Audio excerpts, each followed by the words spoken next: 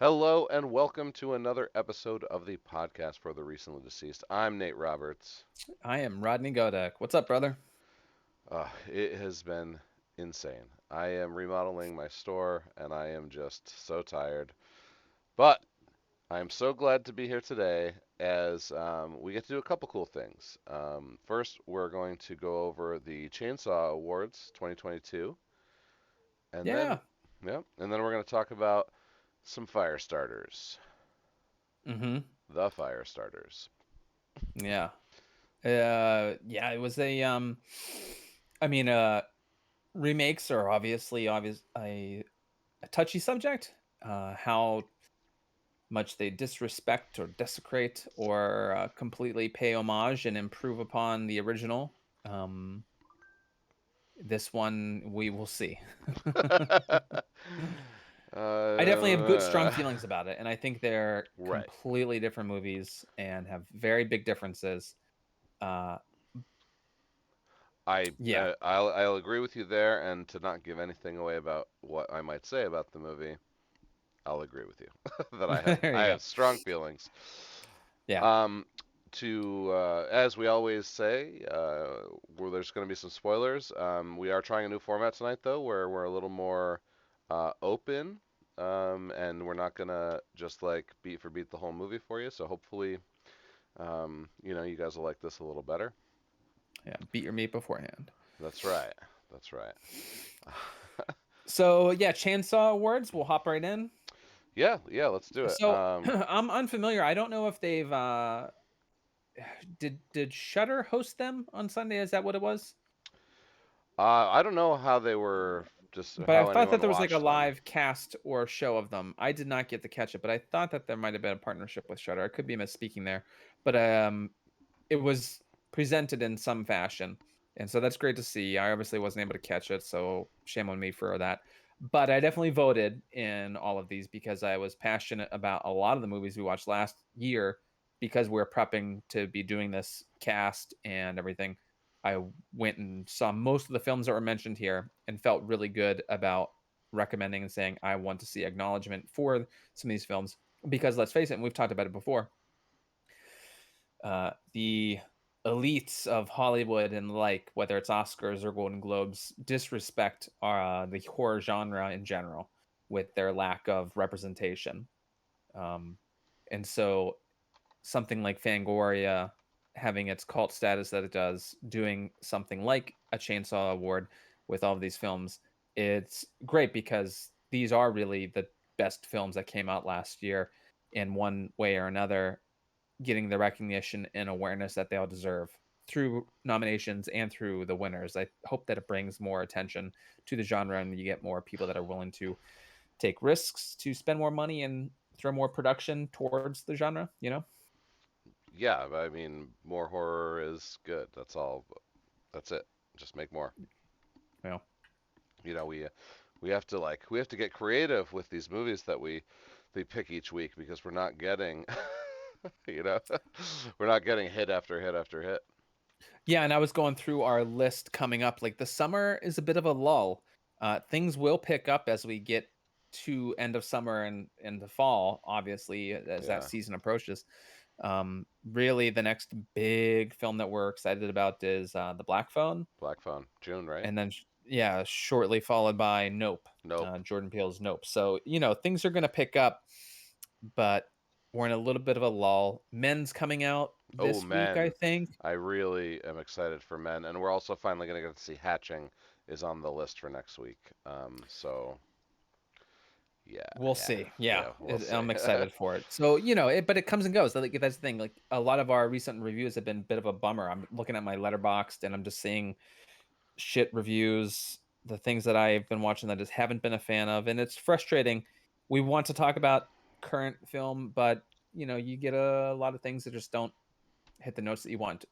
Horror is a polarizing genre, and as much of the films that I love, people might hate, and that they might love, I hate, which is obviously World's Fair. A lot of people love that movie, and it did just not click for me. So I just couldn't do it. I just couldn't. I wanted to like it so bad, and I tried really hard, but I Yeah, couldn't. this month in May so far, everything I've seen, my rewatch of Everything Everywhere All at Once, and maybe one of tonight's movies are the only ones that have been for me rated higher than 3 out of 5 stars. So Right. it's been a grindy month. So Yeah. let's have fun, talk about some of these awards then, okay? All You're right. gonna Let's. We're gonna kick off with. I think it was best kill was first. Yeah, best kill. So mhm. I'm not gonna. I can show the winner, but you have the other information. So let's start with you. Yeah, well, Um. so the only thing with Best Kill, like, I don't think Best Kill had a what's it called? Oh, it didn't have a Yeah, I thing. think it was All right. just Well, that's good people could write because I in already what they showed it wanted. and I went back because we were talking so long. So best Who cares? kill, the bread slicer from Fear Street Part 1, 1994. If you or anyone listening remembers our 2021 best of episode, we gave an honorable mention to Fear Street, to the Fear Street trilogy for its scope, not necessarily for the quality, although it was good, and to be Yeah. as good as it was, and to be as big of a project as it was, made it even that much more special, especially in this genre. Yeah, I mean, off the top of my head, I can't think of a better kill for 2021. But I really like, my mind goes right to the fluorescent light bulb in Halloween Kills. Yeah, that Whoa, was great. and it just fills up with that. I like that was cool. Yeah. Yeah, and if we're got to be talking about just 2021 movies, right? For the 2022 Right, yeah, awards, with right? everything in here. Yeah, I mean, Chucky did some cool stuff in its series. It's not right, film, but it right. was in television. They had great things. As far as like in your face, crazy graphic ones, I'm pretty sure they did some screwed up shit in Titan. Right, Uh right, right. I'm just going through. I don't think there was a ton of other things. Psycho Gorman was obviously over the top fun stuff. And Malignant Oh yeah, kind Psych of Gorman. ridiculous Yeah, things. yep. So But this kill was very good and definitely stood out in my mind. yeah. All right, let's cut back So and then next one's achievements on nonfiction. This was the all Bullet right. Brothers Dragula, Elvira's 40th anniversary, and The Last Driving with Joe Bob. And the winner is, oh my God, my screen went everywhere. And the winner is, uh-oh, hold on. Perfect. Well, I This is who I would have voted for, by the way. yeah, Boom! The last driving with Joe Bob. If you yeah, do not have a subscription to Shudder, get one right away. It is worth the $4 a month.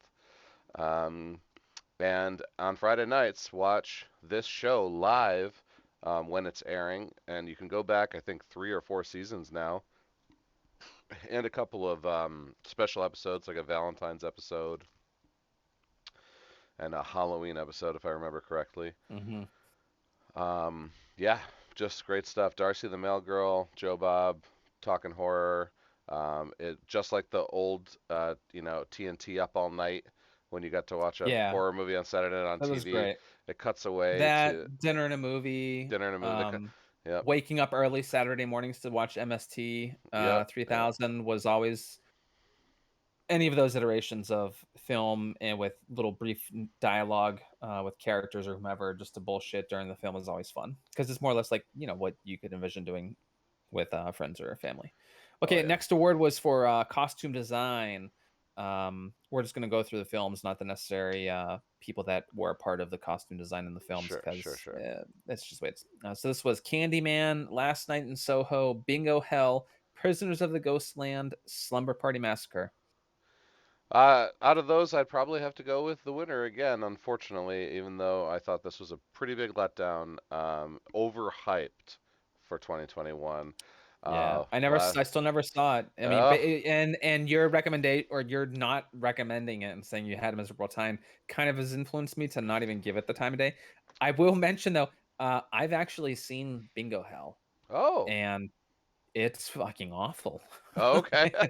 It's very um, bad. I It's very watched, stupid. Amazon original. So I stupid. watched Prisoners of Ghostland, Yeah. because I am totally into the Nicolas Cage renaissance that we're in right now.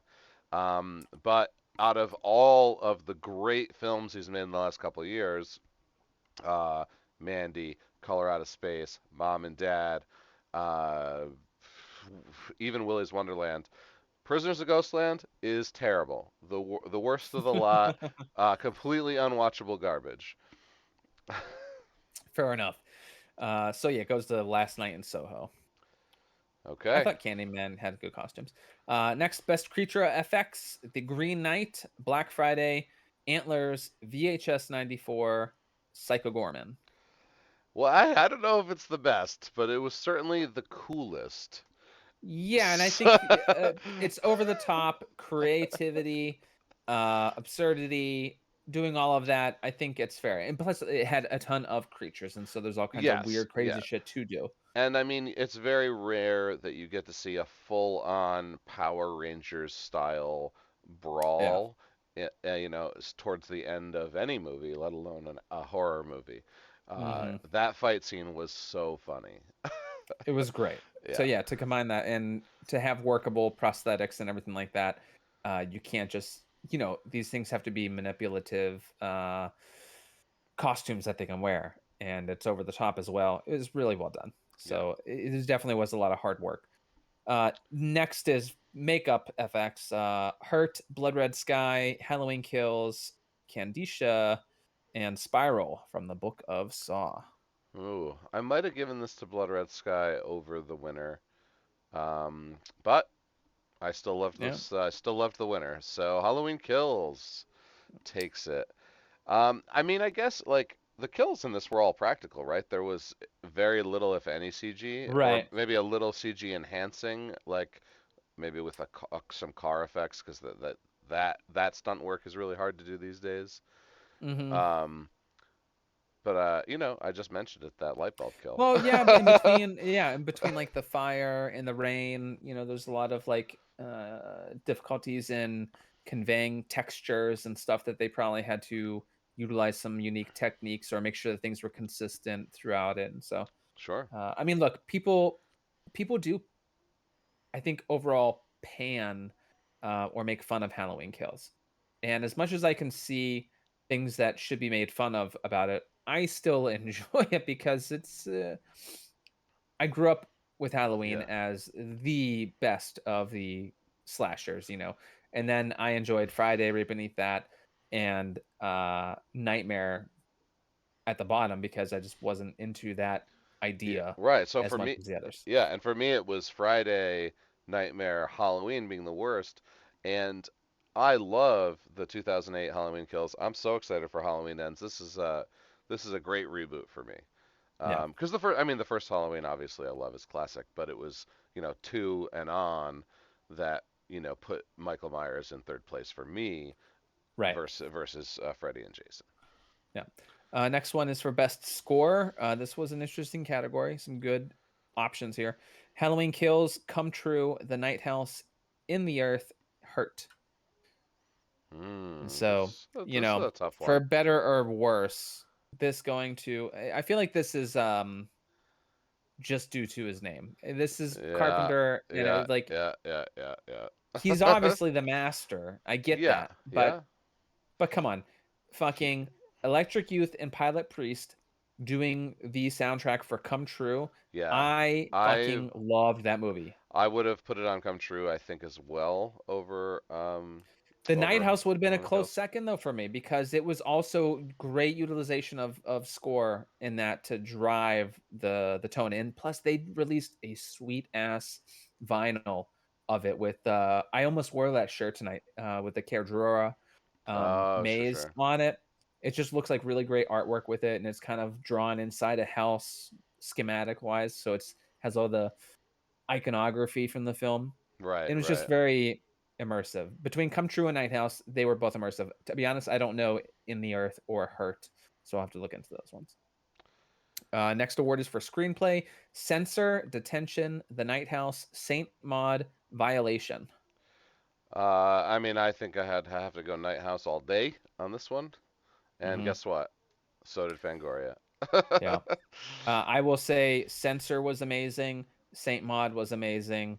Violation, I am not interested in. Detention, not sure. Detention looks like it was a foreign film. Right. All right. And then let's see, they're going to director. So Censor, The Night House, Come True, Titan, Saint Maud, Last Night in Soho were the nominees. And this one went to Last Night in Soho, Last Night in bro. Soho. I mean, Yeah. it's Okay. getting love. I'm gonna have to watch it just so I No, can no, see if we definitely, disagree. definitely watch it. So my biggest issue with Last Night in Soho is that I love Edgar Wright, and Yeah. that was my problem with Last Night in Soho was, coming You went from. expecting an Edgar Wright movie or akin to his Yeah, style. yeah, he definitely it definitely didn't feel like it belonged in the Edgar Wright universe.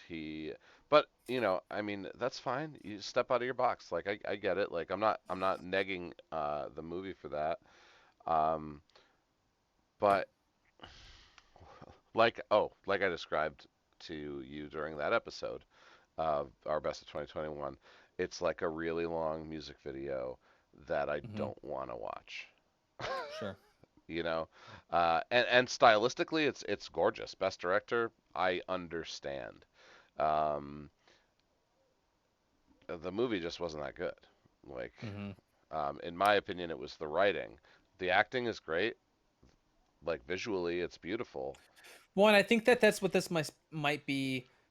Obviously, I have never directed a feature length film, Yeah, and so I am sure the stress in that position with all of the plates that you have in the air to manage the large production that you're trying to put on a film the size of Last Night in Soho, I'd imagine that would be an incredibly daunting and intimidating and stressful, very difficult task.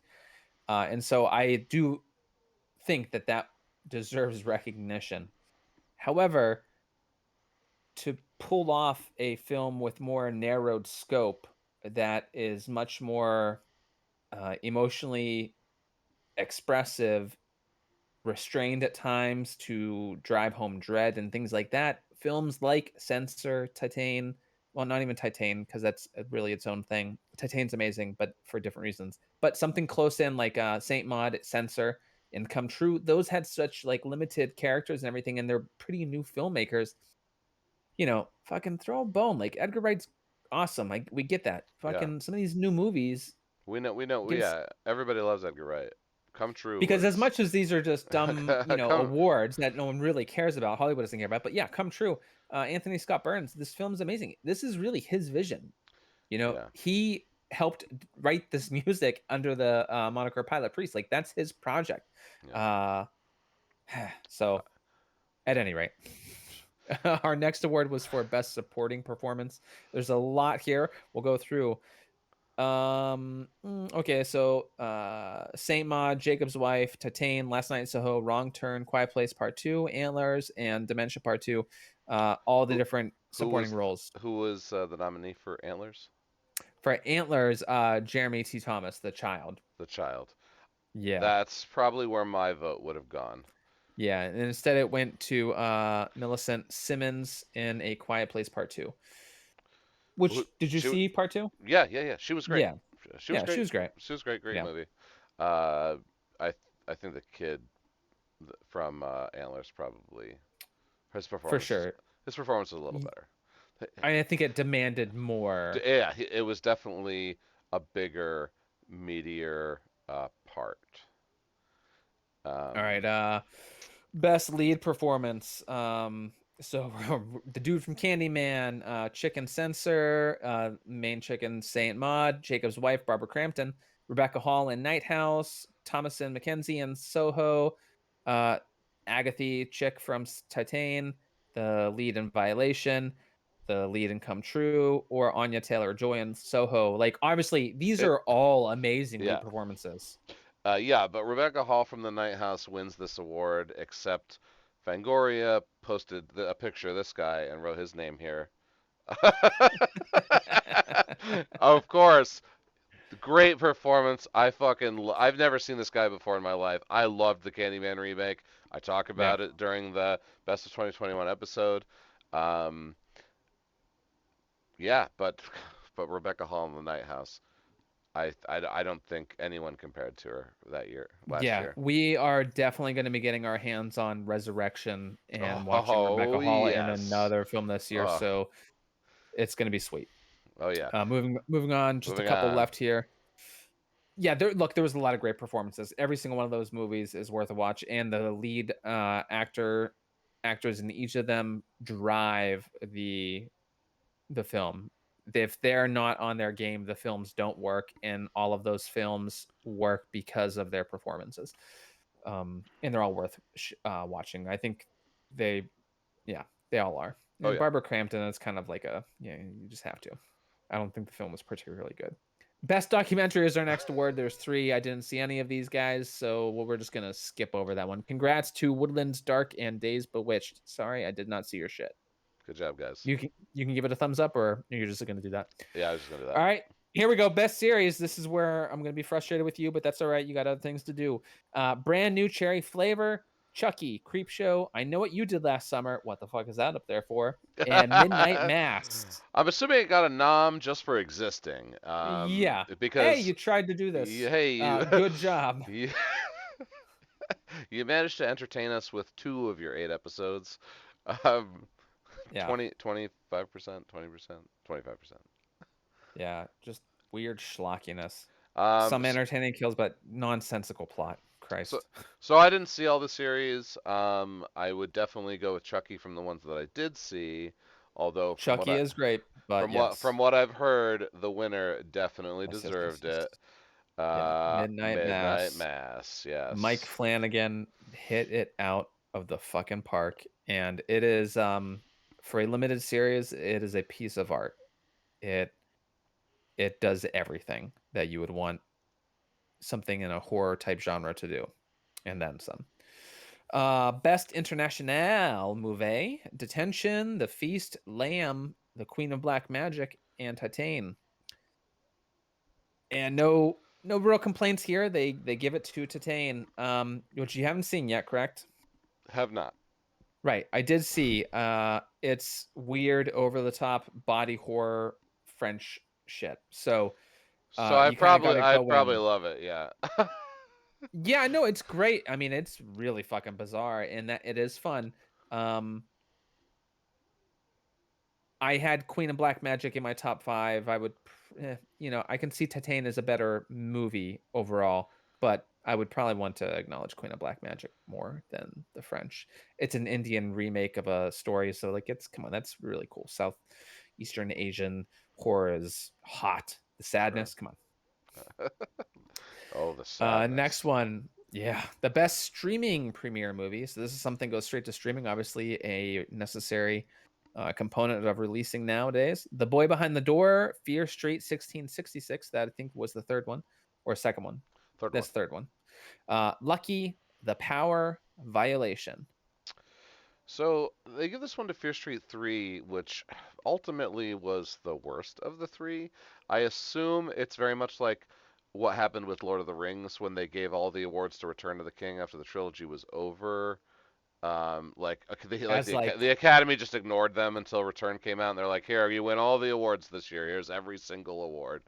right. So that's how I feel. They're probably giving it to the trilogy and not the third movie here. But yeah, sure. Out of that list, I would give it to Fear Street. Absolutely. Yeah. I will say, out of the rest, The Boy Behind the Door is excellent. Very good. Um, Very good movie. All right. Kids lead that one as well, and because they're so awesome, the movie works. Next award was for best first feature. So I imagine this is just as far as the directors or who. Hard to say. Probably the director. I would say Yeah, first director. writer, director, or whatever. Censor. My heart can't beat unless you tell it to. Saint Maud, The Stylist, The Vigil. And this goes to Saint Maud. And I don't recall, you didn't get a chance to catch this one either, right? I didn't watch this one either, but I from now I did watch like a lot of clips of all of the movies you just mentioned that were nominated for this, Mm-hmm. and Yeah. I did read about all of those movies as well, and I think the general consensus was that this is probably the right pick. Yeah, out of all of those films, Saint Maud, really great character study with tone and atmosphere that you kind of just watch, sort of like a horror version, a la like a Taxi Driver type thing.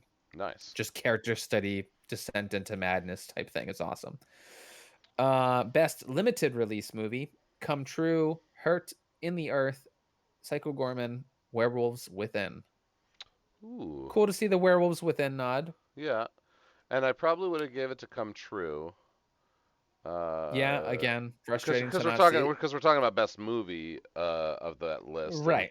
and although the winner, Psycho Gorman, was funny and campy, I mean, is it a good film? I mean, compared to Come True, I don't think so. Right. And then the final award was for best wide release movie: Malignant, Candyman, Malignant, Last Night in Soho, Night House, Quiet Place Part 2. and And yeah, bro. I accidentally wore this shirt today, and Yeah. it was also our best pick 2020, best movie Yeah. of 2021, with The Night House being a close second. I shall mention. Um, but yeah, Malignant. Come on. I mean, James Wan literally was like, "Hey, I made a bunch of really great movies that you guys wanted me to make. Let me make a crazy movie that no producer would actually want me to make." Yeah, dude, and I still just don't get the people that, I mean, I get it, but I'm just surprised that there's so many people that didn't fucking get it Yeah, or didn't let themselves just get taken for the ride that they yeah, were clearly inviting you in to have. yeah. It's so bizarre to me. You're not gonna go like tumor monster. That's stupid, and not watch the movie. These morons. You gotta This go. is a dumb You movie. gotta go. Oh, tumor monster, fucking sweet, and then just enjoy it. Yeah. We've got to cut the cancer out. Like, come on. Come It's so on, over the it top and was so intentional. It's good, so you should have just good. let go. And I was rewatching it. I mentioned it during the thing, like the first scene when she's in that house, like the scale and proportions of the interior of the house versus the exterior are so laughably Oh, um in contrast to one another. But and I never noticed it as much in other films, but like after she locks the her husband out, or the boyfriend, right. wherever the fuck he is, she's like leaning against the door, kind of like recovering from the trauma of her getting her head slammed or whatever. And she's Right, against the right. door. And dude, the door is like you'd have to stretch your arms out like this to fucking reach it. It's like over 4 foot wide, and it's not a normal fucking 32-inch door to your bedroom. It's insanely wide. I'm like, this is so funny. It visually it looks more interesting, and you don't notice it, but it's very exaggerated, Yeah. in an absurd way. And it's very fun. All right, man. All right, That was a great digress. yeah, that was awesome. Thank you, Fangoria, for putting on the Chainsaw Awards. That was nice to walk through. Yeah, and I mean, like I do it with books. You know, I'll look at because I'm into sci-fi. I'll look into Hugo and Nebula award-winning books, and I'll see who is nominated, who win. I use that as a guide to get into new books that I've never heard of, and I wouldn't have heard of otherwise. I think this list or these nominations and these awards should serve as that for a viewer. Like, go pull up these awards if you haven't seen them. These are good entries into last year's best horror for the most part. Oh The yeah, films that you should have seen, they're all on these awards. pretty sure Go they're see all them. on there. Yeah. Yeah, Lamb was in there, I think, once. So was Blood Red Sky. So I mean, even the more obscure ones got mentioned. Yeah. Werewolves So Within, as you said, got mentioned. Yeah, I think if you've already seen the award winners, if you watch all the noms, you're not gonna watch a bad movie. no, yeah, you won't be disappointed at all. Really cool. So awesome. All right, Okay. man. Fire starters. Fire starters. Okay. To so we're gonna do this at the same time as part of the new format. So here we go. Firestarter 1984. Firestarter 1984. Oh, you said at the same Oh time, right? yeah, at the same Oh time. shit. Oh, okay, okay. You just like, oh, Right. talking Yeah. about, Yeah. okay, right. We're gonna My discuss bad. these Oh, my bad. My simultaneously. bad. I All right. thought we were gonna speak on top of one another. A Okay, I'm sorry. couple who participated in a potent medical experiment, gain telepathic ability, and then have a child who is pyrokinetic. Directed by Mark Lester, written by, well, Stephen King was the book, Stanley Mann was the screenplay, starring Drew Barrymore, David Keith, not to be confused with Keith David. Freddie Jones, and a nice little cameo from Heather Locklear, and of course Martin Sheen. Oh, and George C. Scott. I had no, like, okay, so confession, I had never seen the original Firestarter until today. Yeah, me Um, too, dude. That was yeah, so funny. yeah. So I never saw it. so when I saw George C. Scott come on the screen, I got really excited. Oh, you mean old ass white guy George C. Scott playing the Native The Native American John American Rainbird? yeah, That George C. Scott? Oh, yeah, okay, yes. yeah. It was the All 80s. right, yeah, it was a different time, so so forgive me for not being upset about the casting. George Scott is so good, The and he white was, guy that's I wearing mean, Navajo fucking poncho like yeah, clothes and yeah. Well, he's got the scar. He puts on an eye patch. Okay, that's anyway. from Vietnam, I thought they said. No, no, that's part of his lie when he's talking to when he tells her the story. Anyway, all right, Firestarter 2022. A Yeah, young that was the girl. 1984 A version, young, a yes. young girl tries to understand how she mysteriously gained the power to set things on fire with her mind. Okay, that is the most ridiculous. It is the One dumbest that fucking is. thing I've ever Who heard. the fuck Like, wrote that? you are a moron. We are IMD. all now dumber for having listened to that synopsis. IMDb. Are you hiring copywriters? Again, I don't understand it, but if it how does you again you can't if you're making this new remake, you don't let this go out there. You don't let this be the fucking splash page on Firestarter. You throw them a couple shekels and you say, write something more interesting, or guess what? Just copy the original. Yeah. Oh yeah. You're This gonna one. copy all the other shit, copy that part. Because this sounds dumb. Yeah. Directed by Keith Thomas, starring Zach Efron, Ryan Kiera Armstrong, who I'm trying to figure out where I've seen her before. It was definitely in a horror movie. Oh, right. She was the daughter in in American Horror Story season 10, part 1. Okay. All right. I got that figured Missed out. that one. Yeah, I'm happy we to. got a little Red, right? Kurtwood Smith showed up for a little bit.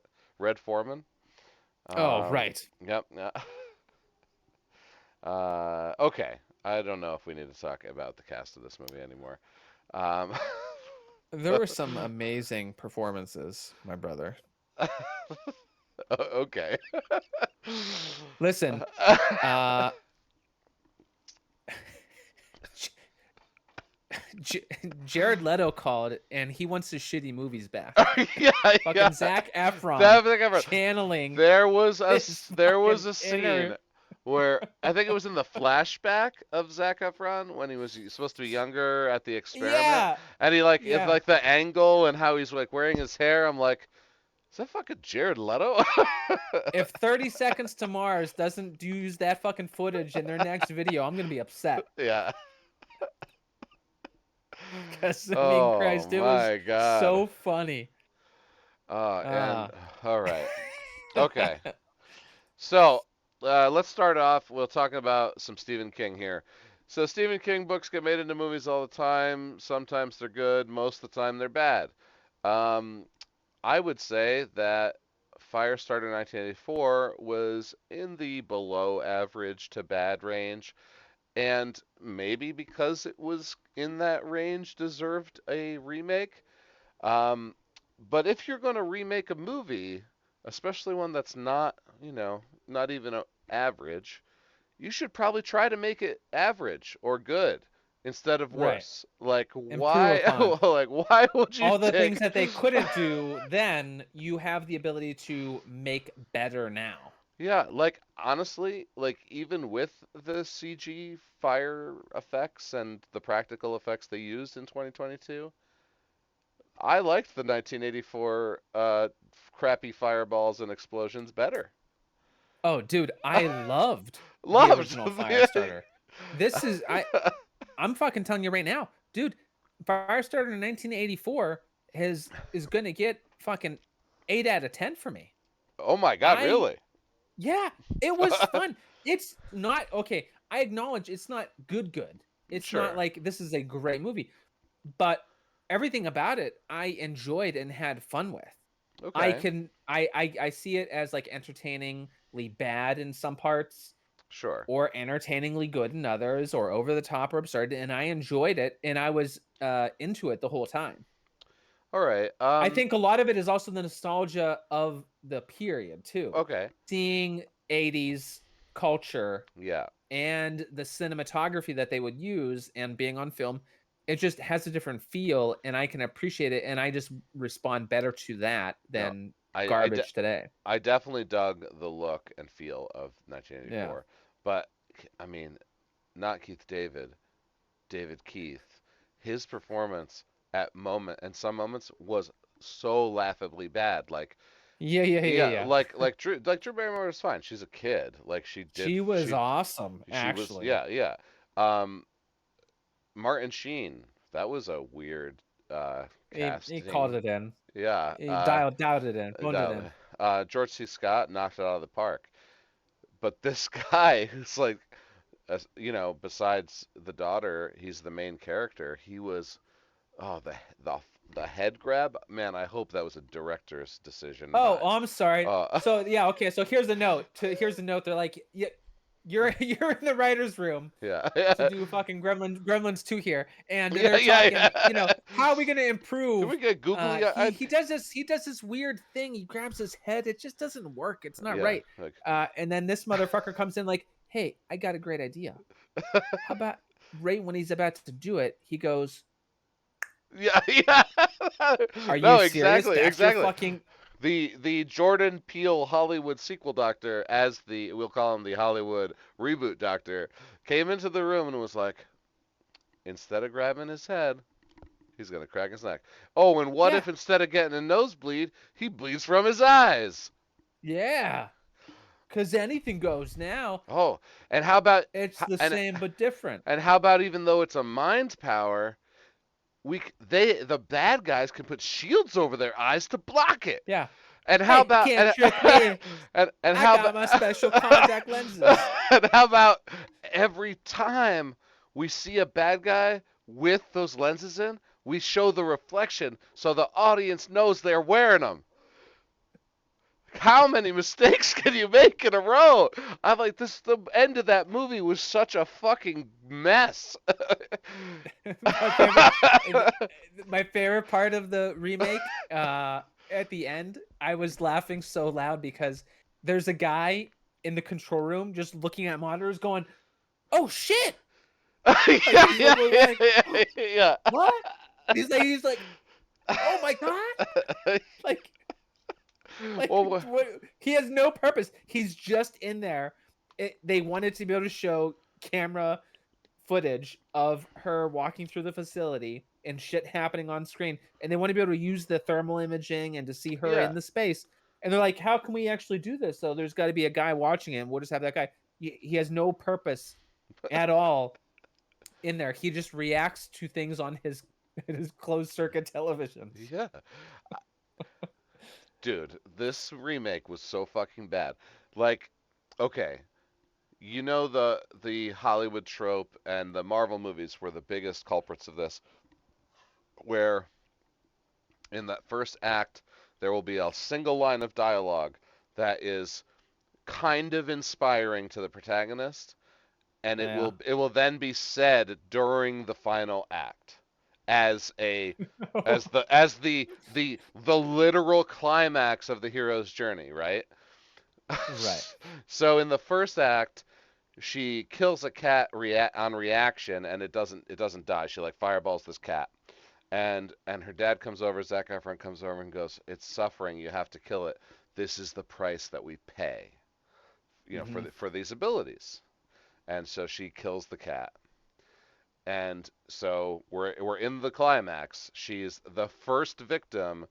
She's stealing his key card to get into the facility to rescue her father. She flames him after she takes his stuff because he's going to shoot her. but Hmm. but he doesn't die, and she says it this time instead of him saying it to her. She says it out loud. She says, "You're suffering. Like I have to end it. This is the price we pay." And then flames him, and it's just like, oh my god, like literally the script felt like a film student's senior project. Yeah, it was very bad. How about the leader of the DSI's dialogue? Oh yeah, Every line she said was like a ham, like like boss lady line from another movie. Oh, yeah. they breached the perimeter. Like you know, send in the It's drones. just Like yeah, it was just dumb shit oh, nonstop, it. and Oh my God. There was one line too. I wish I could remember it. That I literally rolled my eyes into the back of my head. I was like, "What is this dialogue?" the best line I thought that made me laugh is during Charlie's final rampage in this remake. She's going through just obliterating people, which is, that's what you're waiting to I know see. what you're about to say. Yeah. Liar, liar, pants on It's on fire. fire.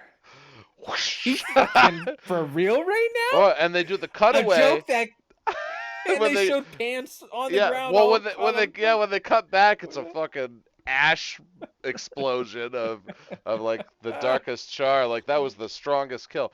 Now, oh, okay, so that and now, all right, I'm shitting on Firestarter remake pretty hard, but like there were moments where I was like, oh sweet, but then they didn't deliver.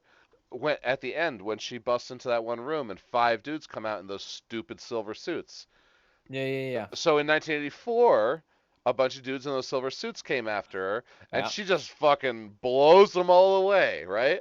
Yeah, yeah, So yeah. she's like flamethrowering these dudes with her power in the remake, and they just keep coming. They keep coming, Mhm. and she sets up the sprinklers. Insult to injury. Right. Her power is weak to water, apparently, which is also fucking Naturally. stupid. Yeah, I mean, the her powers get confusing in the remake. They don't Right, follow suit because it's sort of as if she's got the pyrokinetic ability, but she's also has a bit of the ESP type shit that the father has where she can control them to right. do She has the other things push. as well. She has the push, and they say that she has the telekinesis, but she never really uses it, I don't think. But in the original, the mother didn't have telekinesis; she had telepathy. But in the remake, Rainbird had telepathy. Yeah. So they did switch Yeah. it up, and so Rainbird had no powers in the original. No, yeah, he was just a consultant, Yeah. he wasn't a former test subject, which he is uh in the new one, in the Right, reboot, right. in the They remake. they didn't just always give this these chemicals to college kids. Right, yeah. And I mean, the way that the movie there's just so much clearly I think we yeah, the remake was garbage to me. Yeah. It's laughably bad. It's laughably The bad. whole film and like whenever you go back and you rewatch or you think back the first film, it's like they're afraid to show you any detail in this remake. Practically everything is in the fucking dark. Everything is a dark hallway or a dark close up or shadowy this or shadowy that. And you go back and you watch the fucking first one, it's goddamn broad daylight throughout the whole fucking movie, dude. Oh There's maybe yeah. a couple times where it's nighttime, not much. And then when it is nighttime at the end of the original, it's all lit up on fire. And guess what? It's all practical fire effects. Oh I mean, there's yeah. obviously ridiculous meteor you know, shit camera tricks that they do with plates and all that. But these are people that are doing firewalks. They're got stuntmen Oh yeah. completely engulfed and they're walking for several seconds before they collapse and then cut to a different scene so they can get fucking fire extinguished. And it is amazing. Oh yeah. Absolutely. And and I mean she destroys that compound. She kills almost everybody, and when everybody's inside the building and you think they're safe, she just blows up the building. I Yeah, so that's what don't I okay, so the things I guess let's just take a minute to acknowledge the practical versus the digital. So I feel like the film, it's about the power, right? Firestarter. Sure. It's the whole reason. It's the main attraction is how's It this power going to happen?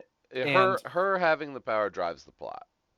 yeah, Yeah. whether okay, and some people I think are critical of it in the original, saying, "Oh, it was just a dumb plot device. It really doesn't mean anything." That's fair, but it's still fun and interesting as a plot device, and what she does with it or how her character interacts with it is interesting. So I'd like to talk about two things, like how the character comes into using it or growing with it, and how it's actually portrayed. Because I think it's done very well in the original, Right. and in the remake, it doesn't make any sense with how Yeah. they use it and where they show the effects. That's one of my biggest things that's frustrating. I think that Drew Barry I never really was into ET, but I will say I love Drew Barrymore in this as having children and seeing her emote as a daughter to this father and interact with everyone else. Like she's very good. She's pours her heart out in these scenes. Maybe it's a little hammy, but she is a child actor, but Right. she's fucking emotional. And like I'm like, yeah, she just saw the guy she just befriended betrayed her. Her father gets shot in the fucking neck, Yeah. and it's like her world is collapsing, and her emotional breakdown, and that being the impetus for her to unleash Yeah. hell's fury upon all the other characters, just without a care, and just go fucking crazy. It all that all that her progression in the original all makes sense, and it's all Right. well done. And I don't get why in the remake they're so fucking stupid about Yeah, I also hate the sacrifice of the father in the remake. it. Um, right? Like Yeah. the father being murdered is kind of what sets off the daughter in the first film. Yeah. Whereas in the second film, he pushes her and sacrifices himself so that she can take down the shop. Which I don't, Mhm. they didn't even call it the shop in the remake, or was it just It DSI headquarters? it's called The Shop. They mention it in a couple of lines of dialogue, but it's not like a thing. It's just then they go to DSI, Yeah, and I don't the Department of Scientific Investigations or some shit. I don't even fucking When remember. when they showed that building with that like it looked like it was bad CG spray painted DSI logo on the top of this building. I was like, are they for fucking real? Like they're like a secret government organization. They're not like a FBI. Like It's this like they're like, okay, look, our like budget's fucked right now. did Get the anybody read the get the shittiest map painter you can find. Have them fucking go in there, digitally input this onto the goddamn stock that we already got, and just make it Yeah. look half decent. Because Like yeah, okay, I didn't read Firestarter, but me either. I did read enough of the Wikipedia to know all the differences between the book and the movies. Okay. And it's like, okay, well, the guys who made the first movie, they read the book and they took some artistic license. The guys who made the remake, they did not read the book. They watched the first movie and took a bunch of artistic license. Yeah. And I mean, Like, part of that's fair because it's modern day, but the heart of the fucking movie is that this is a child right. that is dealing with these superhuman powers and everything surround like about that. And this in the remake, they don't give a fuck about that. Like, No. and her growth makes no sense. It's haphazard, doesn't make sense. It's not naturally progressive. You know, and the whole in the original, the her coming against her will to the shop, and then Rainbird. Rainbird. Um, I keep wanting to say Rainbow or some other fucking stupid thing. Uh, Rainbird befriending her via pretending to be a maid, or janitor more or less is I thought that was a sweet it's a undercover great tactic. Yeah, it was little a great subterfuge, tactic. and Yeah. but it allows her to grow and develop and get close, and then he kind of like convinces her. persuades her like, well, just maybe do what they need you to do, and then you'll get to see your dad. Like it all makes sense for the character arc. And in the Sure. remake, they're like, yeah, they're gonna get separated, and she's just gonna figure it out in the woods. Yeah. She's gonna And be we're dr gonna do a montage. She's gonna learn it in a montage, Yeah. guys. What the She fuck? how's she gonna find her? They're connected. Yeah, they're Psych kind of they just Psychically. know. Yeah, She will come. You can hold me in this prison cell all you like. She will come. I will break out. I will not kill her. Let her not kill me, and then we will walk off in the sunset together. Me as her new father figure, the guy who strangled her mother in the beginning. What? What? I might have been along for the ride if she killed Rainbird. What the fuck? Like yeah, so many things about her not killing Rainbird are stupid. He strangled her mother to death. yeah. I know. Uh, she was pushed to blow up that facility and kill everyone. So she fought the push to not kill Rainbird. Yeah, Like, it's confusing. Like, yeah, so many things happen. So then maybe, but they also allude to the fact that pushing someone can, who knows what the who fuck it knows? does with their brain and stuff. So maybe she got pushed so far at the end that she doesn't remember shit. Yeah. She doesn't remember that this guy fucking killed her mother. Which was Maybe. so the push makes it so the whole moral of the story is lost. In Firestarter 1984, she snaps and kills everyone. In Yeah. Firestarter 2022, she gets made to do it by her psychic father, who is like worst father of the year award winner. Yeah, I know. And so are you Like, supposed to feel proud of her? Are you supposed to feel gratification? Like, yeah, she got them. She got them no, back. It's like, no, this is all just traumatic and bad. yeah, And now she's being absconded by this fucking stranger, yeah. who I guess is like her because he was also a victim of trauma in Test Subject. But yeah, okay, he saved her, and then he dropped the thing, and he was willing to die. Okay, is that enough?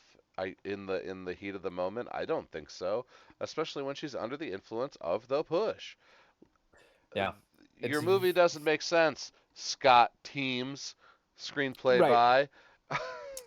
It doesn't. And so, like, yeah, so just the way that they write the character, Drew Barrymore, it all makes sense. Her breaking down after she thinks she's gonna get to the idyllic life, and the way that she does every scene, it all works. It might be kind of over the top or kind of like silly child actor in some ways, but I think for me, it actually does work for the most part.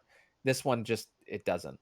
Uh, and so then it's the practical effects versus the digital effects for me are the other giant glaring thing. And as absurd as the practical effects are at times in the original, They were it's better. it's a product of its time, Yeah. and it did what it could with what it had, and it does it really, really well, and it is all over the place. You see it a ton. There's so much of it. Those fireballs they threw were Yeah. sweet. And She when does they it a couple times, and I'm yeah, like, "Oh, yeah, okay, we're done seeing that." And it's like, "No, I'm gonna keep shooting fucking fireballs like yeah. I'm in goddamn Diablo 2 fighting Yeah. a goddamn level." Like, holy Yeah. shit. And then beyond the fireball, she has the fire spray, which like Yeah. when the three people split up and the one line splits into three lines and it eventually catches them.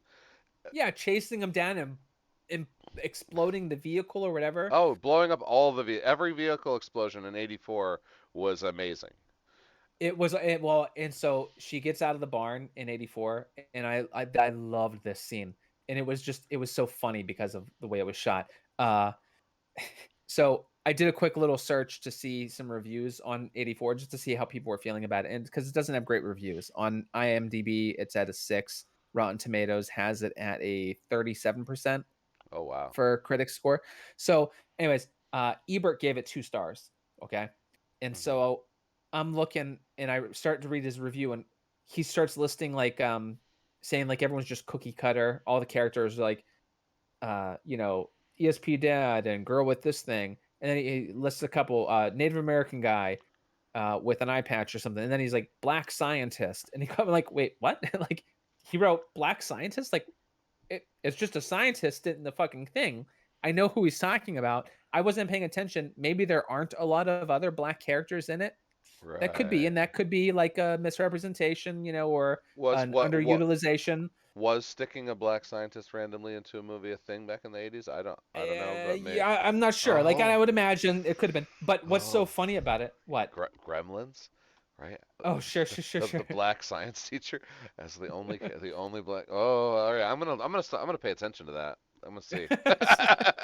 But what was so great, uh, he mentioned that, and then I'm thinking back whenever I was watching 84. Whenever she gets out of the barn, saves Necromancer and all the other horses, uh, Mhm. the black scientist is there. He's one of the few surviving He members gets right on the now. golf cart. Yeah, He on the golf cart. It is awesome. He's so skeptically looking behind his shoulder, like, like, and he's slowly getting away in a electric golf cart. yeah. And he's the first Like one to fucking get yeah, the like meteor fireball. yeah, you know he And could it have just ran and faster. he's just looking back, and it's like he's looking back the whole time. Fireball chases him and blows him up. It was so great.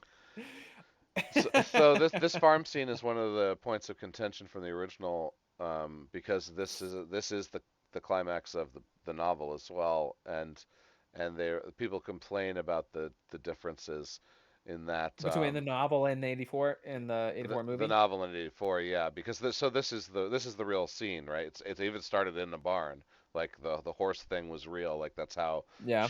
that's where they were gonna meet, right? When the horses escaped the barn, apparently some of them were on fire, and some of the other ones, or even the on fire ones, got shot by the oncoming, uh, you know, villains who were trying to stop her. Right. And I guess that was, something that people complained about back in the 80s when the movie first Oh, came that like out. that they didn't do That it. they didn't do it. Like, I mean, Christ. I mean, look, that's hard to fucking do. there's so much fire and effects in this movie, and like, how are you gonna, lighting a stuntman on fire is hard enough. How are you gonna light a horse on fire? Yeah, and also not get fucking thrown in jail. Yeah, Like, yeah, no, this isn't exactly. Cannibal Holocaust. You're not going to be able Right. to fucking mutilate fucking turtles on screen and call it art. Yeah. Uh, yeah, horses. So, So, I mean, okay. I mean, yes, that would be true. I believe if this were a real scenario, that would have likely occurred, and they all wouldn't have gotten out safely. yeah, But that's ridiculous. So anyway, so all the practical is fucking great in this, and it just yeah, goes over the top. That's the one thing that the '80s do. Once they start hitting the stride with all these effects, they're like, do fucking more. It's like the guy, it's like Johnny McBride's character in Tropic Thunder, where he's fucking explosions everywhere, man, and it's just going over the top. That's what they do with pyrotechnics in Firestarter '84. It is once it's going, just do it to a goddamn 11. yeah. You know. Oh yeah. Uh, So so when I'm watching 2022, I'm like, okay, I understand that I'm probably going to see a lot of digital, but I hope I see some good practical. And it was hard to find any practical. yeah, yeah. I mean, I'll give it notes for like, okay, the first guy to die, the one who gives up the key card, with the bad like callback line. Yeah, okay, it was CG flame with a cutaway, and then when it cuts back, it's practical of the On dude his being skin for the burnt, most part, yeah. like being Yeah. burnt. He like turns to her, and you get the half Yeah. burnt half, and that looked really cool. But the bubbling half dead cat was CG. All the fire was CG as far as I could Yeah, tell. the close Maybe, up of her yeah, with doing the scream and all these lens flare-ish type fires that kind of yeah. emit from around her and this aura. It's all Yeah, it fake was. shit. Yeah. So here's another difference. In the novel, she was always trained by her parents to control her power. So she never struggled, and she always just fired it off. So kind of like 2022, she's just using her powers, like powers, powers, powers, powers, powers, powers. 84, when she uses her powers, she sweats and she breathes heavy, and they've got like the wind effect, and it seems like it's actually strenuous. Um, so so that was one of the differences where 2022 is actually more like the book. But then you go back to the book, and she doesn't reveal that she has control of her power until she's in the shop. which is towards the end of the movie, well, second Mhm. half of the movie, and it's also, according to the wiki, second half of the book. Like you go a whole half of the book where she is keeping from everyone that she knows how to use her powers, except for like with her parents. Mhm. And you don't even get it revealed until she just. But also, she's smarter in the book, so she's choosing when to reveal it to the people who have her captive at the shop and how much Right. she's going to show them, and she's like trying to manipulate her escape the whole time. She even Mhm. figures out that uh, John Rainbird is um, a villain before the climax, um, Okay. just from being an investigative, inquisitive child. And she actually receives, it says the note that she gets from her father, tells her not to trust John. And we're And we're back. back. Oh, hold on. Oh, we are back. All right, hold on. There we go. I was saying, like, the last time that Jeez. happened, I was in the middle of something and I just kept fucking going. I was like, yeah, he'll be back eventually. He'll be back That was eventually. weird. Yeah, I know you're just in the middle of it and it just glitched out. It's fine. Okay, so We'll what I was pick it up. saying was something about the book, and it was cool to read about all those differences. There's this movie called Firestarter in 1984 that I've never seen before. They remade it in 2022, and I'm a big King fan anyway, so I wanted to know like what the differences Yeah. were, and it was really Okay. cool. It was really cool to see. Um, how I thought about like the original movie and what I thought about the remake and what I thought they could have each done better, and then to see that like, oh look, a lot of it was actually done better already in the book. Hmm. They just opted not to do it for whatever reason. Yeah.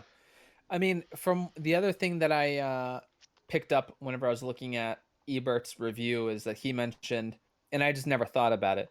I'm not a huge Stephen King guy. Um, in general, like I've never read any of his stuff. Hmm. I think it just started to get so popular, and I was already on the outs from it that nothing wanted to bring me in. And whenever I was reading, I was really just into um, science fiction and not horror.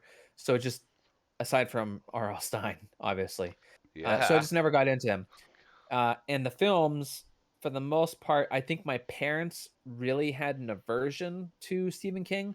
He's a creepy man, or something like that. I remember Mm. my mom saying, and so I don't think they really left any of his movies on television because I know a lot of them played. At any rate, Ebert's review mentioned how within the span of a year, 5 different novels were committed to film around the time of this one. So Firestarter was came out the same year. I want to say The Dead Zone came out, but right before Cujo, Christine, and shit, one other really well known one, which Pet they all are. Cemetery. No. And Mm, Paul, Children of the Corn. yes, Children of the Corn. So like all 5 of those came out right within the span of the year. Dude, no wonder fucking, dude's rolling in it. Like, are you fucking Oh, serious to yeah. have 5 novels that have already been huge blockbusters, bestsellers, to now get optioned for movies and films? Christ, dude. Yeah. Um, Well, dude yeah. He's definitely had like to be getting laid. he's the most like prolific American writer, I think, right? Like, I don't think anybody has more novels than him. Yeah, that could Uh, be. I'm fairly certain he is. If he's not, he's close. He's getting there. Sure. He's trying to get that title. So, there's just so much there to pull from. I just found that that was interesting. Maybe like it's a weird time. A lot of the films that I love from the 80s, they don't all work now. And I gave this one such a high rating because it just I don't think I would have had I seen it growing up. Right. I think I would have already had an opinion then, and I don't think it could have been altered even if I come back with different eyes. I think because I'm seeing it now, like I just enjoy it for what it is much more. I love Drew Barrymore. She reminds me of my kids, like, and the over the topness of when the shit goes crazy was very entertaining. Also, the fucking farmer. was hilarious. In Do you remember The '84? Farmer? Yeah, Yeah, in '84. yeah. Dude, Because Nate, I was gonna say that Farmer in 2022 was fucking weird. no, he was stupid. Didn't make any sense. He ruined the farmer role. Yeah, Uh, it made no sense. Also, g- the conclusion of '84 of her going to live with the farmer and his wife was so good. Like it was so good and like nice, right? mhm. But and they just shit all over it in the remake. Yeah, yeah, yeah, yeah. Completely. Yeah, she's already pretty much fucking vegetable. She's, but dude, his lines on the porch had me rolling in '84. Do you remember what he said? I don't remember this. I remember laughing through that scene. Yeah. It was great. Let me read to All you. I right. just All right. and no, he goes, all right, Nate. There's an old Willis Jeep out behind the barn. None of those men came here without any warrants at all. Yeah. Tried to tried to take them off our land. One of them shot me. What do you want me to do? Sit here and turn them over to the secret police? Yeah. They'll have to get their peckers up enough to come back. Be a good Nazi? Like I'm like, what the fuck is this crazy old man saying? Yeah. It's like just like line after line, like what? Like, and he just read it all just like that. There's no breaks, there's no Yeah. anything else. I feel like it was just his lines, and he just delivered it really poorly. But that's what made it so fucking funny. Oh yeah. No, no, no. He The was great. secret, Yeah. we want That. to do turn Yeah. him over to the To the secret secret police. police. Y- Yeah. It was good, and all because he could tell that that she was really his daughter, and he didn't like abscond with her in some way. Is that he's like he trusts him Yeah, he trusts him, and then you got all these government officials coming up on his on land, his. and they're Yeah. like, "Hey, we just need to talk to them. They're part of an investigation." He's like, "Well, not unless I woke up in Russia this morning." This morning. Yeah. That was a great line too. Just like crotchety old, because fucking rednecky hillbilly type guys did not like the government at one point. Oh yeah, yeah, definitely. That And that has since changed, and they're all big fans of the government now. yeah. Yeah, but no, Stephen King, he writes his country bumpkins really well. He really does. Yeah, yeah. The all the characters, the bit characters, the side characters, in the secondary characters in Firestarter were really good. The 84 again. Yeah, and I think it's just in general they get good actors or good talent, and they probably had more, like you said, like the people that did the remake did not give a shit about 2022. Right. Didn't care about the original text. I think in this one they're like, hey, you all probably should know this, and here's your character, and here's a bunch of background to have fun to flesh it out, and they could actually be those characters, and it works. It's just so bizarre in 2022, uh, that they did not care at all and Yeah. had like the thinnest amount of even. Did you notice the fire extinguishers around the house? Like in '84, it's subtle; they're there, but And the camera doesn't pause on them and linger like it does in 2022. Like, oh, are so you hard. fucking serious, guys? So hard in 2022. Do you remember me complaining about when camera work does that in Fresh? Yeah, yeah, yeah, Like, stop treating us like we're dumb, guys. We are not yeah. dumb. We do Yeah. not like to be talked down to by our movies. But now we do need to.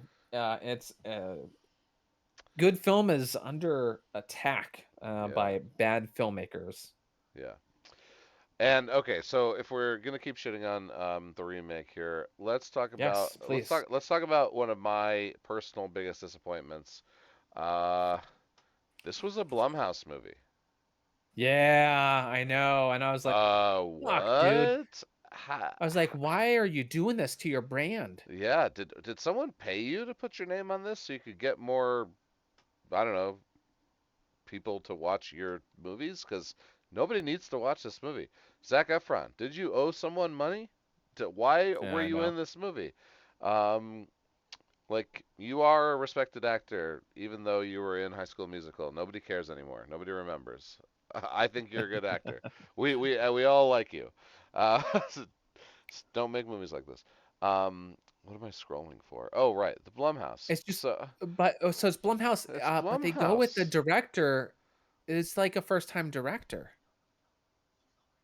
The It's dude hasn't done much. He only got into his filmography fucking starts in 2017. He's very new. I'm not shitting on sure, people for being first time feature length directors, right. but Well, he Christ, man, he like he did the Vigil in 2019. It was his other feature, which right. I didn't see. But um, yeah, so I don't know. I don't know how this is. Is it Jason Blumhouse? Is his name? That sounds right. I saw him on an episode of Joe Bob. Yep. Um, they talked a lot about Halloween Kills. David Gordon Green was also on that episode. So if you can find that episode, anybody watching, that's a great Joe Bob episode to watch. You get the David Gordon Green and the Blumhouse, and it's all they talk about is the new Halloween trilogy. So if you want any behind the scenes stories and little factoids and stuff, that's a great one to watch. But yeah, this being Blumhouse was so. It's also simul released in theaters, so I feel terrible for anyone who pays money to see this thing. Oh yeah, I know. I'd be Like, so upset. why is this in theaters? Like, you're streaming it on Peacock. Like, I don't Hmm. even have Peacock yet. I don't know what it is. I know I'm gonna kill my Netflix here pretty soon, like most people, I think. Just waiting for Yeah, Stranger. Yeah, I'm gonna watch Stranger Things 4 and then dump it. that's you're holding out for Stranger Things 4. Oh, dude, I love Stranger Things. I thought season 3 was amazing. Yeah, it was entertaining. The fucking heartthrob guy was probably the most entertaining, but like Oh no, to hold out, the Terminator 2 season, dude. Stranger Things season 3 was Terminator. yeah, it was Yeah, it good. was good. It was an action comedy. It was the James Cameron taking I over don't think it's for Ridley Scott of the Stranger Things series. I don't. Oh, well, we'll talk James Cameron in a second with Avatar, fucking Way of Water, Mm, but I don't think it's fucking keep your Netflix subscription good. I don't know. I mean, look, I you got really money like to it. throw around. I get Yeah, that, yeah. but I'm saying I don't. Yeah, to be honest, I don't know why I still have Netflix. Well, no, okay. So I finished Ozark. I'm rewatching Arrested Development for kicks. Um, I'm always rewatching shit, Arrested Development. shit comes out. So sidebar with Cameron. Why does everyone give a fuck about Avatar still? I don't know who does. In fact, I think the media The is trailer was viewed a fucking million times. Like, well, especially in China. I don't know what that says, uh, but I it's weird. I don't think Avatar 1 was good. I don't think anyone I know cares about Avatar 2. I think the media is being paid to tell you that you should like Avatar 2. They're probably paying Yeah. for their views too. They're like, "Hey YouTube, want to throw like 18 million views on there for us? Oh, sure. Here, Yeah. Well, we'll write maybe. you a check because nobody fucking cares about Avatar 2." It's so 2000 late, brother. Yeah, Like no one fucking cares anymore. I knew a girl. Uh, she was in college. It was a former student of a friend, uh, and she was super into Avatar. I was like, why? dude. And she This was like, it was just so perfect and amazing. Like it's a story that's been done a million times, but like it's just not even that creative. Like it it's looked kind of neat, but that was it. it's even been done better a couple times. Like Yeah, it and was like I don't want to essentially shit the on the fact that you can't do that because obviously we like a lot of movies that have the same like a story that's been told before. It can sure. still be good. Like I love The Northman. It's sort of a version of Hamlet, but I thought it was beautifully done. So it's fair to rehash a story, but like this one is one that had been done so fucking much too.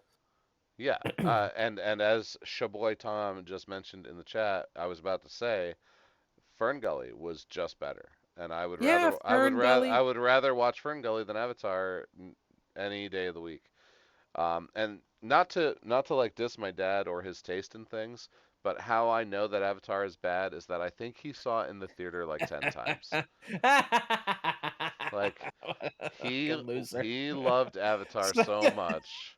Sorry, And Bill. every time he saw it in 3D. Oof. Every time he saw it, he told the people at the front desk that he was hard of hearing, so he could get the 3D sound headphones, the wireless headphones. Oh, that's And kind of smart. he like fully immersed every time he saw it, and I swear to God, it was 10 times, maybe even a dozen times That kind of in the sounds theater. nice. Then like when it came out on Blu-ray, he was like, Nate, you got to hook me up with like a 3D projector so I can watch Avatar in Yeah, 3D in my yeah, living room. And I'm like, yeah. and I did. Like he had it all. Like I don't even know how many times he's seen that movie. Did you Um, have you ever seen the the Ryan Gosling SNL skit about Avatar? no, No, you should watch it. It'd be I worth want watching right I now, want. but we're not going to. We're not going to. Okay, so the reason I brought up James Cameron though was the oh, we were talking about Stranger Things, right? How Ridley Scott made this awesome horror movie called Alien. You may have heard of it. Uh, and then James Cameron was like, "Oh, give me that franchise. I'm gonna make an action comedy in Aliens." Sure. And then I have no idea who directed the first Terminator, but it wasn't Jim Cameron. And it was like a slasher. Like I would put the first Terminator in the horror slasher category, Yeah. and it was an awesome horror movie. And then Jim Cameron was like, "Oh my God, give me that franchise. I'm gonna make an action comedy. I'm gonna turn this into action comedy." And he like made Terminator 2, which okay, Aliens. I love Aliens and I love Terminator 2. I do like Alien and Terminator better, but I love Aliens. I love Terminator 2, but they are not even tonally close to the same as the original. And that's what James Cameron does. Like he makes blockbusters. Um, and there's nothing wrong with that. But that's what Stranger Things season 3 was to me. It was the Jim hmm Cameron of Stranger Sure. Things. Yeah, He's like, that's oh, fair. Stranger Things season 1 and 2 were pretty good, pretty scary. Let's make it an action comedy though.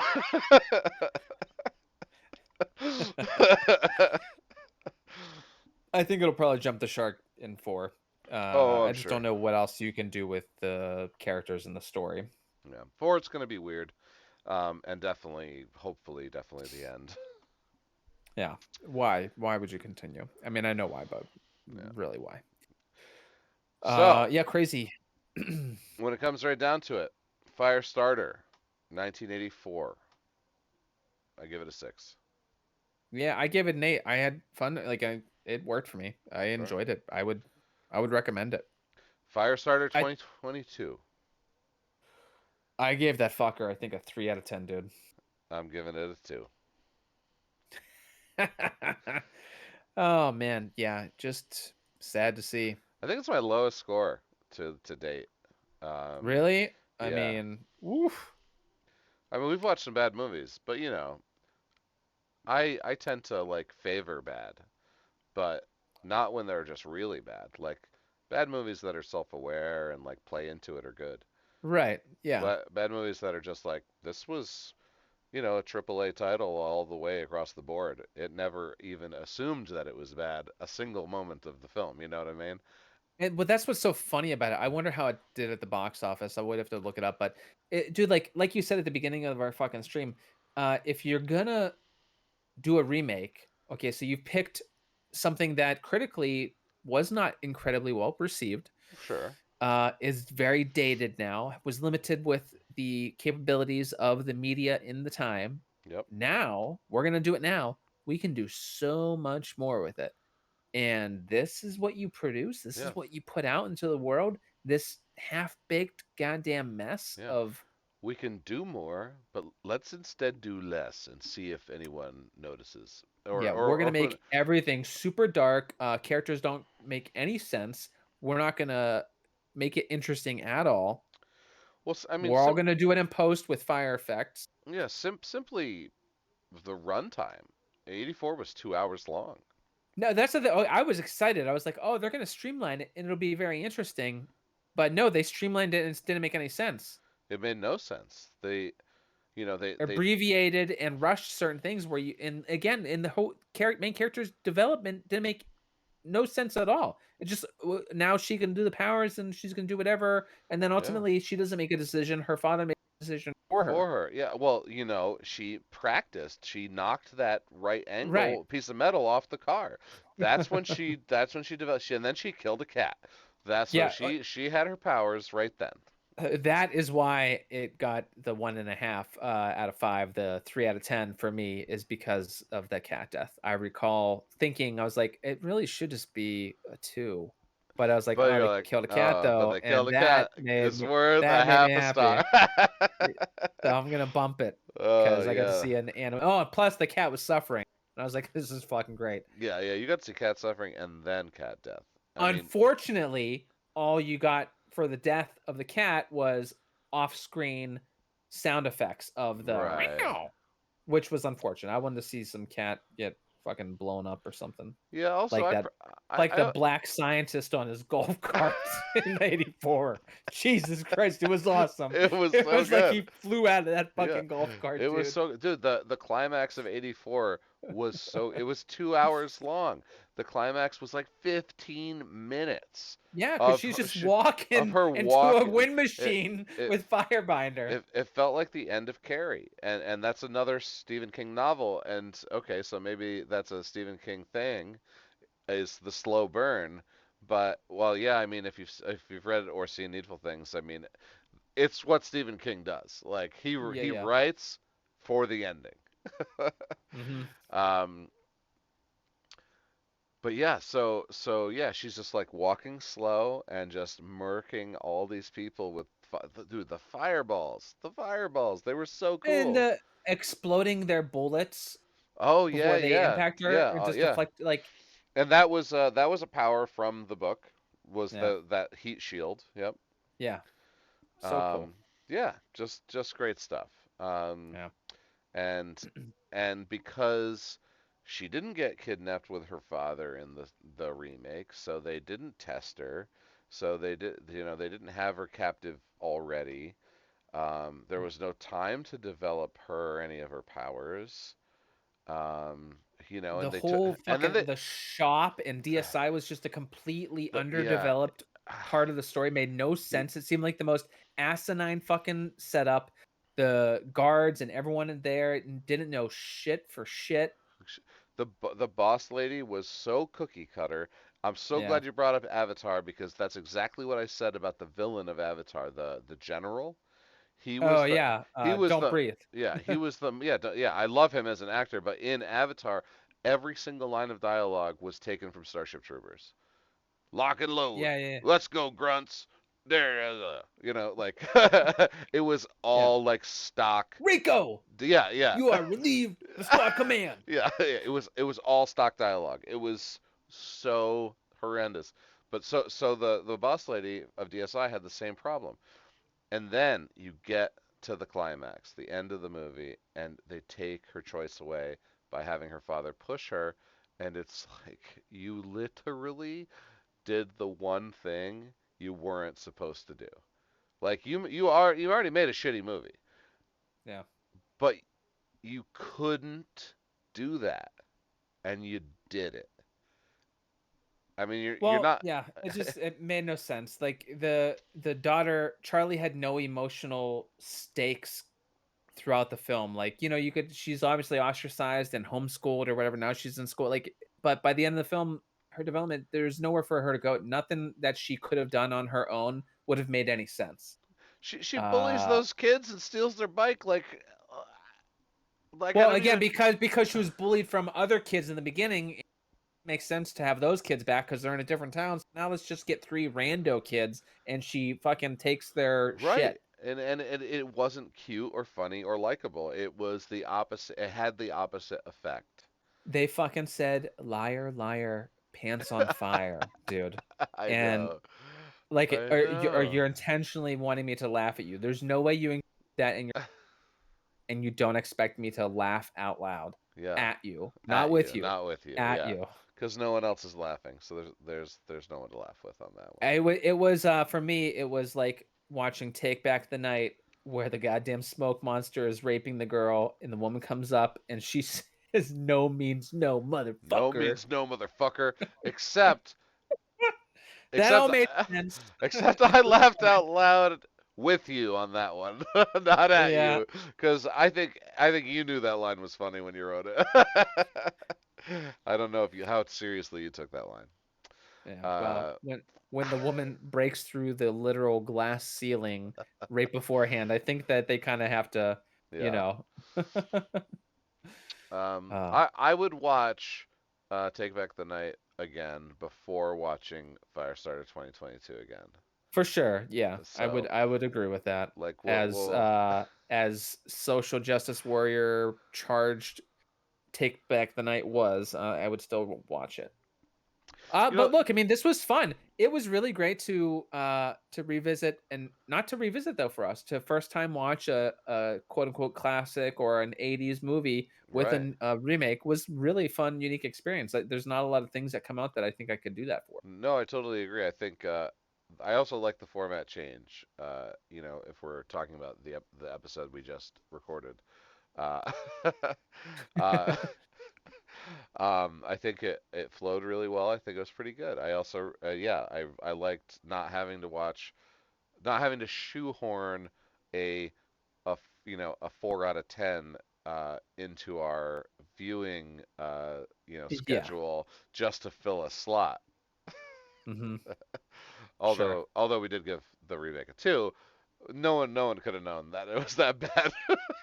No, how could it be? Like, how could you take something that's supposed to be, you know, it had to cost money to get the rights to redo this, both because it had already been done and to get it from Stephen King now. Like, there has to be some money behind.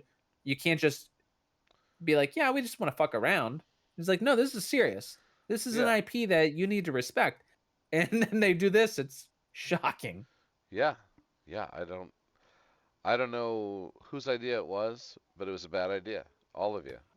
Um, Blumhouse. Hopefully they just threw some money at you to throw your name on there.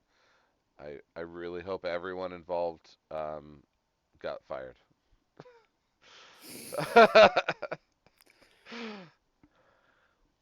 Well, we're gonna be wrapping things up here. I wanted to take a moment and do a little memoriam and acknowledge. I don't know if you had heard over the weekend or at the end of last week, but unfortunately, the passing of acclaimed actor Fred Ward, who classically for me Oh, played the wonderful Earl Bassett in Earl. Tremors franchise. Yeah, I love Fred Ward. He was also the villain in Naked Gun 33 and a third. Oh shit. which which when I was a kid, I mean I still love Leslie Nielsen and any of Yeah. those Zucker brothers I feel movies. like we've brought up Leslie Nielsen movies a little bit more often than we should. I feel like it's come up a few times. It has come up a few times. Yeah. But no, Yeah, so I do love him. he was Yeah. great in Tremors. Tremors for me, Tremors is one of the what's the word I'm looking for? Uh as an impressionable youth, it's one of the movies that solidified my love of the genre and having fun with the genre because it was cool monster but it was just a blast. It was Yeah. had action but had horror elements, spooky parts, Yeah. and just great comedic timing throughout it too between him and Kevin Kevin Bacon. Bacon and the Mouthy Kid, which was also like the Mouthy Kid in the Burbs. He was like the discount Corey Feldman for the time. If you didn't get Corey Feldman, you got this guy because they both had the same haircut. Uh, Yeah. uh, Also, we lost Trevor Stranad from the Black Dahlia murder. He's 41 years old. That was like 6 days ago. Mm. That was another sad thing in heavy metal, and I'm sure he was a horror fan. Yeah, well, aren't most metal related people Yeah, I would kind assume of hand in hand? just hand in Hand hand, in glove. hand in glove. Uh, yeah, so Tremors also for me. I was very young when I saw it, right? Because I Yeah. did it have a PG-13 rating or did it get the R? Let's see. Tremors 1990 PG-13. PG-13. So I was probably 12 or I was definitely under 13 when I saw it, and um, Yeah, I wanna say this is And probably one that I got from Blockbuster or the yeah, corner video rental places. the corner place definitely. My dad probably brought it home, and you know the the giant worm animatronics were great. They were so good, yeah. The kills of the worms were great. Mhm. Um, the most of the kills of the humans were off screen or like cutaways or like that couple getting their car sucked into the Yeah, earth. you just see the event Yeah, after it's taken place, yeah. and it's traumatic. The guy that just dies of D- starvation on the on the tower. tower, yeah, yeah. Like, and it's like, "Oh my god, what could be down there that caused this guy to kill himself by staying up there dehydrated and starved?" Yeah, I think I wanted he lost in dehydration, I'm sure, is more than starvation. But yeah, and it's like you rent the movie and you rewatch it probably the next day before you have to return it because you get a couple days on the rental, oh depending on yeah, when you got it, whether it was a new sure. release or not. We would do that all the time. Yeah, absolutely. I've watched Tremors countless times. I Mhm. pretty sure I watched it like 6 months ago, just in the middle of the day. I was like, Because yeah, it's just it happens I to be think on, you're I think there. it was on Netflix. I was like, oh my god, Tremors on Netflix. I got 90 minutes. Yep, boop. um, And the first couple sequels I would watch repeatedly. Tremors 2 and I think even the third one. Third one really started to go downhill, but it was still entertainingly bad. You know, it was like yeah, kind of like dumb late 90s uh like where computer graphics were just starting to be implemented for like the little tremors that were hopping around and shit. that when they got feet. Yeah, I think that was three, right? Yeah, I think so. And like Yeah, they can open up the and get the infrared. There was more plucky comic relief in those yeah. ones, and In the same line of Tremors, I was also a big Critters fan. oh yeah. In the 90s. I thought Critters 1 was pretty scary, Critters 2 was really funny, 3 was obviously way over the top. And then I'd watch them all as they came out because they were just campy, ridiculous fun, like Critters 4, which I think was 80s Critters in 80s Space. monster Yeah. movies, Oh yeah. were They're so good. it's like they were tailored for kids, you know? For me, I Oh was yeah. always trying, "Oh, shit, Puppet Master's gonna be on?" Like, that's just weird, cool shit, like, I wanna see Puppet Master. My toys have weapons and are killing people, this is Oh yeah. great. Puppet Ghoulies was Master. another one. Ghoulies was another. Puppet Master actually is I think it's Full Moon is the production company. And yeah, Full Moon Features. I actually just applied to be a distributor for them because they have Oh, some crazy stuff that you can only get if you distribute their products okay. through Full Moon Direct. I just went to the website to bring up some stuff here. They've got Mhm. uh, Gore in Venice, the most controversial giallo of all time, fully uncut and remastered. Yeah, that sounds Um, interesting. Island of the Fishmen. It's a Sergio Martino film for the first time in North America. And I mean, this looks like late 70s, early 80s. Probably, yeah, so with that name, it's probably Italian exploitation. And I mean, it just looks fantastic. I don't know if do you have the stream up? No, not at the Oh, moment. okay, all right. This the animatronics look just fantastic.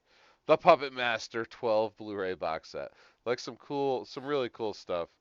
Um, anyway, we'll be able to add that stuff to our repertoire uh, someday soon, hopefully.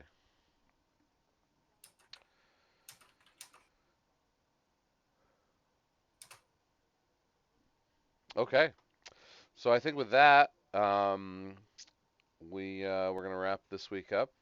So Firestarter, if you're thinking about it, just watch the original.